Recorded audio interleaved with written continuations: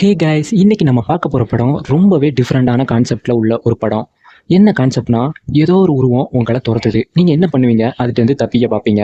ஆனா அந்த உருவம் உங்க கண்ணுக்கு மட்டும் தான் தெரியும். அது மட்டும் இல்லாம அந்த உருவம் நீங்க சாவற வரைக்கும் அது உங்கள விடாது. அப்படின்னா எப்படி இருக்கும்? அதுதான் இந்த படம். இன்னைக்கு நாம 2014ல ரிலீஸ் ஆன சைக்காலஜிக்கல் ஹாரர் படமான இட் ஃபாலோஸ் அப்படிங்கிற படத்தை பத்தி தான் பார்க்க போறோம். இந்த படத்தோட ஒன்லைன் என்னன்னா, இது ஒரு டிஃப்ரெண்டான கான்செப்ட். அதாவது பிசிக்கல் ரிலேஷன்ஷிப் மூலமா பரவுற ஒரு சாபம். அந்த சாபம் உங்களுக்கு வந்துச்சுன்னா, ஒரு விசித்திரமான உருவம் உங்கள தொரத்த ஆரம்பிக்கும். அது உங்கள பிடிச்சிச்சுன்னா, கண்டிப்பா கொன்னுடும். அதுதான் இந்த படத்தோட ஒன்லைன்.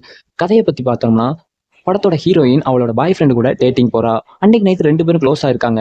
இருந்ததுக்கு அப்புறம் தான் பாய் ஃப்ரெண்ட் சொல்றான், "எனக்கு ஒரு சாபம் இருந்துச்சு. அதாவது ஏதோ ஒரு உருவம் என்ன தொரத்திக்கிட்டு இருந்துச்சு. அத த அதுட்டருந்து தப்பிக்கணும்னா யாரு கூடயாவது ரிலேஷன்ஷிப்ல இருக்கணும். நான் உன் கூட இருந்துட்டேன். இப்ப அந்த உருவம் உன்ன தொரத்த ஆரம்பிக்கும். நீ இதுலருந்து தப்பிக்கணும்னா அந்த சாபத்த வேற யாருக்காவது மாத்தி விடணும். அதாவது யாரு கூடயாவது நீ ரிலேஷன்ஷிப்ல இருக்கணும்." அப்படின்னு சொல்லிட்டு போயிடுறான். இத கேட்ட ஹீரோயின் ரொம்பவே பயப்படுறா.